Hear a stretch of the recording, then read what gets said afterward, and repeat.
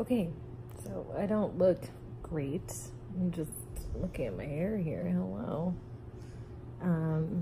But I've been meaning to record my side of Kody's birth story because it was definitely not what we had planned. So, I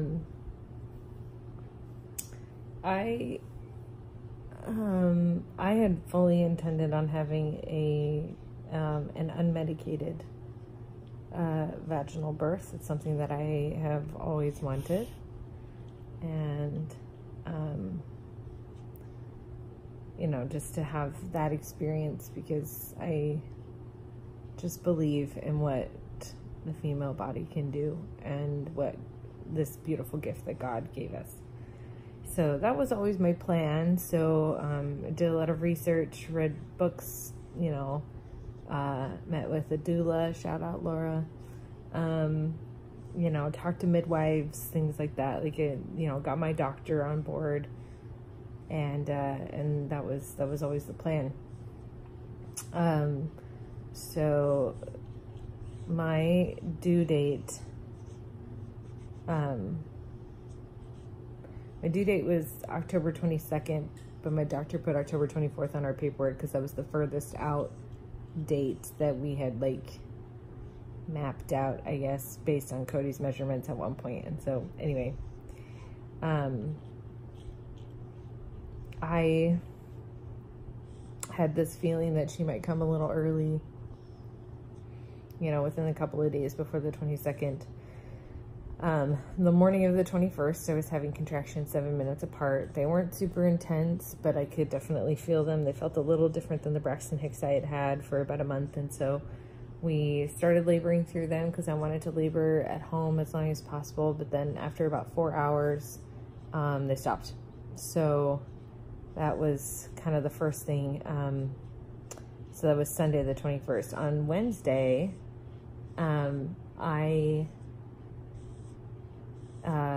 I felt like a lump in my left side, and I didn't know what it was. You know, when your kid's been head down for a month and you all of a sudden feel this lump in your side, like, that's weird. Anyway, I didn't think anything of it. My mom and I were trying to figure out, you know, what it could be. Just feeling around and stuff. But anyway, yeah, again, there's only so much you can figure out when you think that your baby is still head down. So, and more on that later. So Friday rolls around, so this is the 26th, and I have loss of fluid. And so we think that my water is broken. So we go to the hospital. Spent just under 2 hours there to find out that it was 4 waters. So it was nothing. But my doula advised me to ask the nurse to, you know, lay hands on my stomach and see if we can get more of an accurate reading on where Kody was sitting, you know, in her position and stuff like that. So I asked the nurse to do that, and she puts her hands on me and she's feeling around, and she feels that lump in my left side, and she says, "This feels like the baby's head." And I said, "That's impossible. The baby's been head down for a month, and her due date was a couple of days ago. That's impossible." So,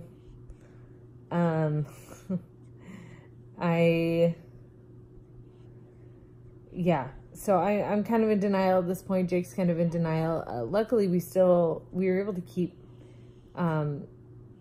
our original doctor's appointment that we had scheduled that day. Of course, you know, they had, like, tentatively canceled it because we thought we were, like, our water broke, and then it wasn't. So I called the doctor's office again after we left the hospital to see if we could keep our appointment, and they said yes. They're amazing. I love our OB so much.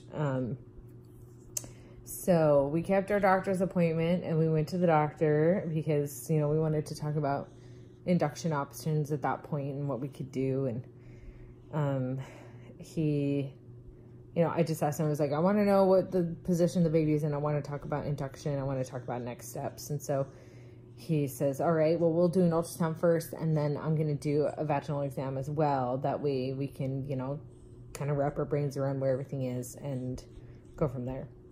So we get into the ultrasound room, and I tell him what the nurse told me, and he laughed, you know, because again, she's been head down for a month.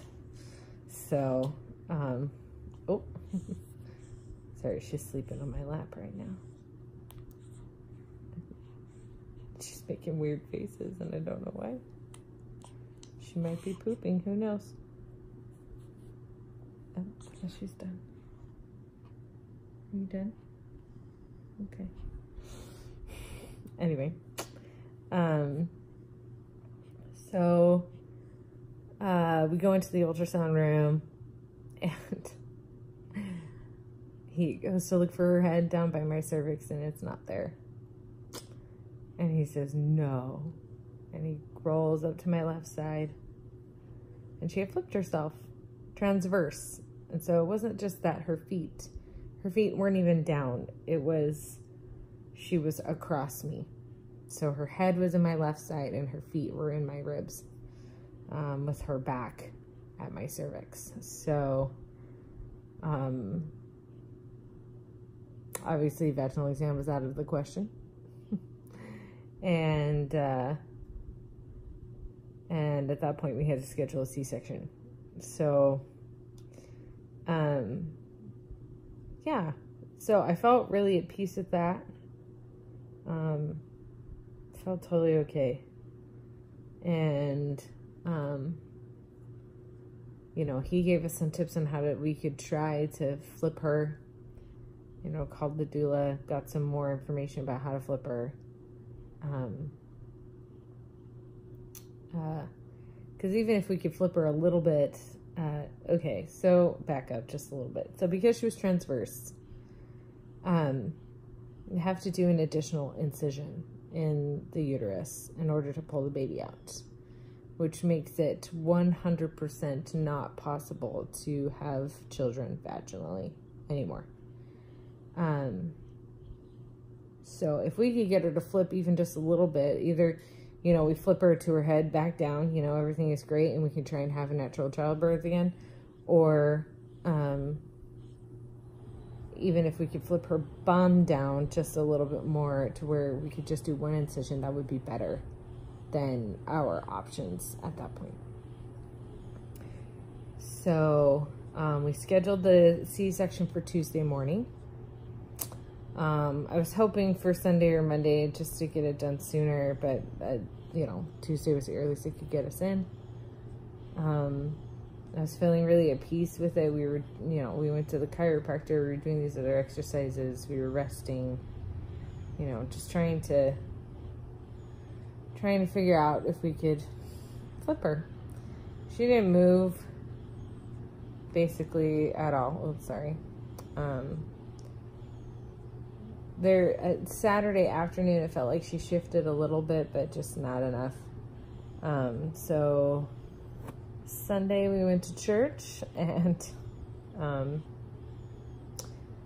then Monday morning I woke up around 9 or so, and I didn't realize it at the time, but I was having contractions because they were just more intense than I had had for months at that point.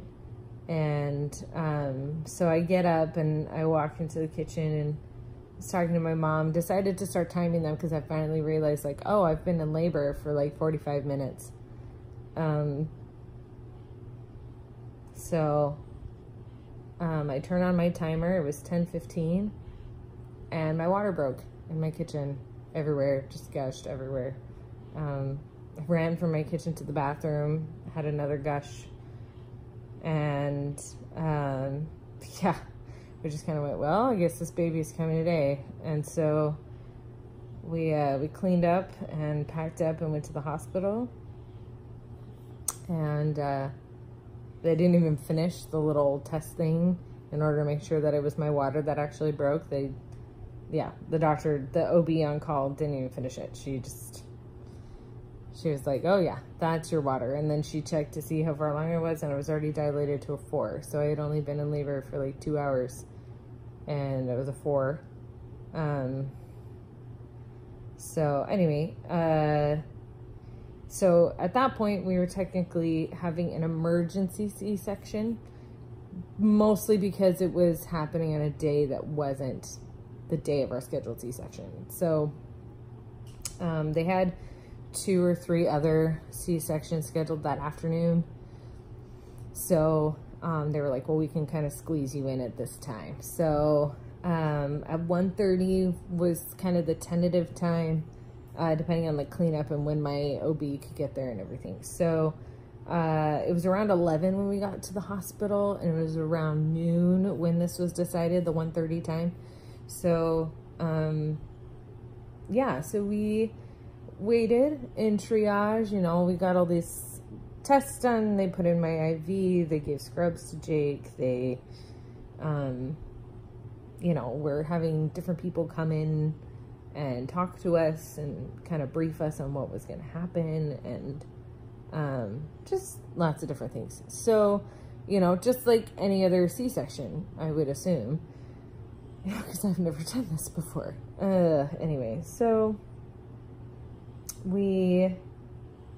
my doctor gets there a little before 1:30, and he wanted to check her position again to see if she had moved at all, and she hadn't, unfortunately. So he just looked at us and was like, well, as of right now, he said he was going to try and do it in just 1 incision, to see what he can do, but most likely he would have to do 2. And we were just kind of like, okay, well, we've already made peace with that, so that's fine. You know, we'll figure it out. And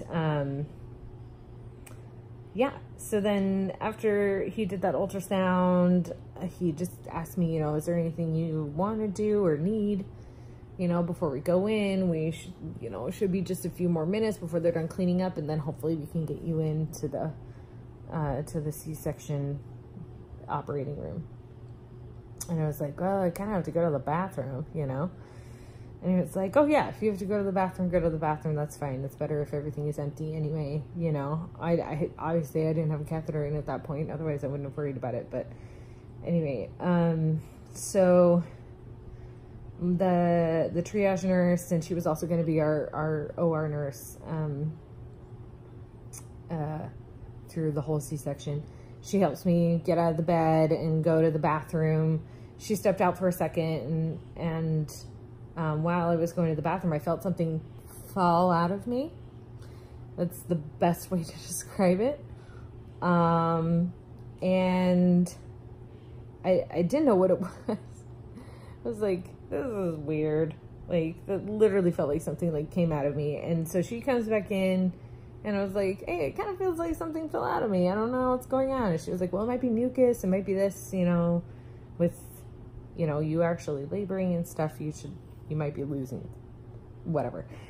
And she was like, let me just take a look. And so she lifts up my gown, and then total deer in headlights look on her face. She slams on the emergency button in the bathroom, grabs my IV bag, and is like, we have to go. We have to go right now. You need to get in the bed. You have to get off the toilet. You have to go. And I was like, what? What's going on? And so we get up and we go to the triage bed. She gets me into the bed, and then over the intercom, the emergency people come on, and they're like, hey, what's going on? And she says, we have a hand. I have an arm. We have to go. We need to know our room. And I felt Kody's little hand against my thigh. So her left arm had like punched out of me. I could feel her on my thigh. And I immediately panicked, because, you know, that's not how babies are supposed to come out. And you know, I looked at Jake, and I was like, what? So I'm freaking out, and Jake was like, okay, we're gonna go have a baby. You know, he was trying to stay positive. He did great. But then, you know, so these nurses are pushing the triage bed out. My doctor is booking it across the hospital. I say like it's far away, but it's not.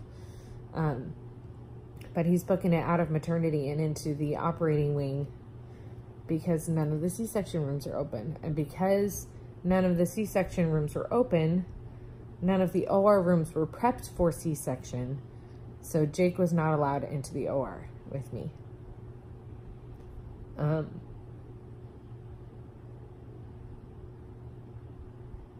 So they wheeled me down the hallway, and he stayed with me as long as he could.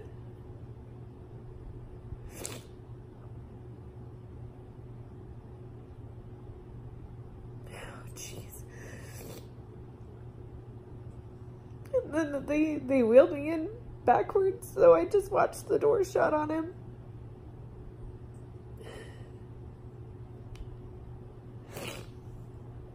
Oh, man, that's the first time I've gotten emotional telling this story.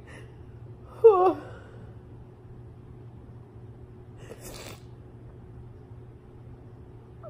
Anyway, they moved me from the triage bed to the OR bed, and there was like 2 anesthesiologists, my doctor, another surgeon, and a couple of nurses in the room. It was just pure chaos.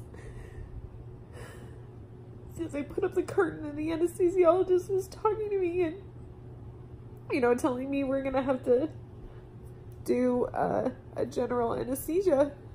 Now we can't do the spinal. We don't have time. And, you know, the whole time I'm just trying so hard to stay calm. To not totally lose it. And, oh, geez. The second anesthesiologist was standing at my head. And, she just got like 3 inches away from my face. And she just said to me, everything's gonna be fine. We're gonna put you under. And when you wake up, your baby's gonna be here. Everything's gonna be fine. And she just kept saying that over and over.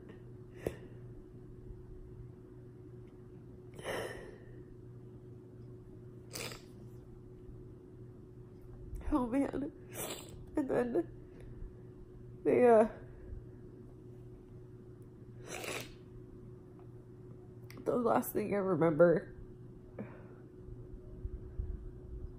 was them just yelling to get anesthesia going. They did accidentally start cutting into me before the anesthesia kicked in, so that was interesting. I screamed. So that's one of the last things I remember too. But it was so chaotic. It could have happened to anybody. I have no, yeah. Anyway. But yeah, that was the last thing I remember. And then the next thing I remember, Jake said I was talking to people and responding to questions before this, but I don't remember. The next thing I do remember is being in our room after everything was finished and looking up at the clock, and it was 5:15. So it was 3 hours after Kody was born. She was born at 2:14 in the afternoon. And I remember seeing Jake and my mom, and then our OR nurse, who was a rock star, and I love her, and then our day nurse were talking, kind of passing the baton, and Jake said, she hasn't seen her yet. Is Kody ready? Can we bring her in so Kelsey can see her? And they said, oh yeah, we can do that. And so they brought her in and they just put her on my chest. And that's when I found out that that was the first time Jake had seen her too. Well, held her. He got to see her, but she wasn't, she was having some breathing problems. When she came out, she wasn't breathing, but then it was like really weird. Anyway, Jake knows more about that, but so they took her to NICU to monitor her for a little bit. So he got to go in and see her and touch her, but he didn't get to hold her. So that was the first time any of us held her. It was after I kind of came to. So, yeah. So that's her journey here. So she just tried to make a dramatic entrance into the world. But the doctor did have to do the T incision, especially with her arm coming out. So now there's no more possibility for us to have natural childbirth. I'll have to do C-sections from here on out. Which I am so grateful for modern medicine. Because had this even been 40, 50 years ago, one of us or both of us would be dead.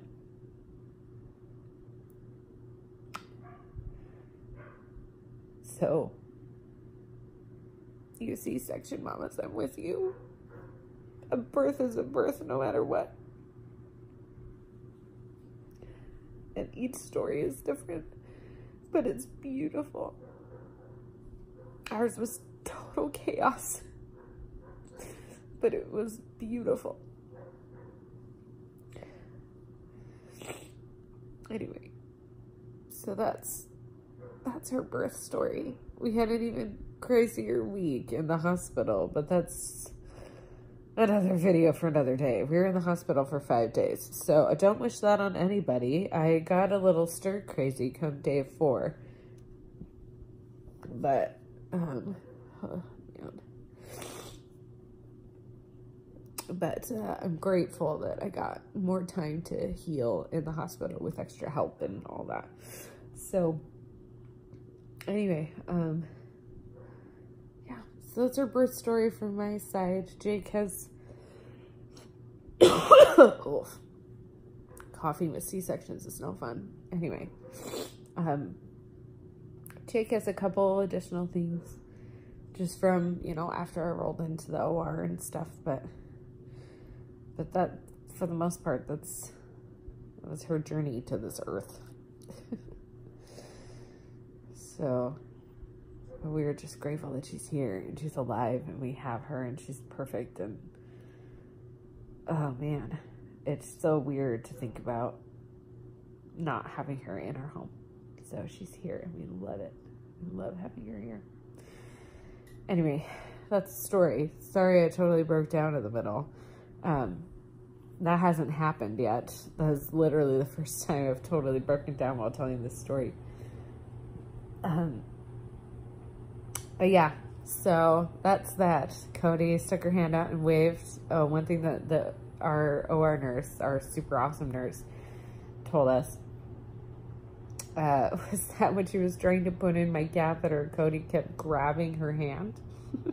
So she had to call over another nurse to come hold Kody's hand to keep it out of the way so she could put in the catheter. So that's pretty funny. Anyway, so that's how our little princess tried to make her debut. So anyway, yeah, I'm more than happy to talk about it more with people if you have more questions. But that's our story. And we're sticking to it. That codes. She's sleeping. She's dreaming. Love it. Okay. That's it.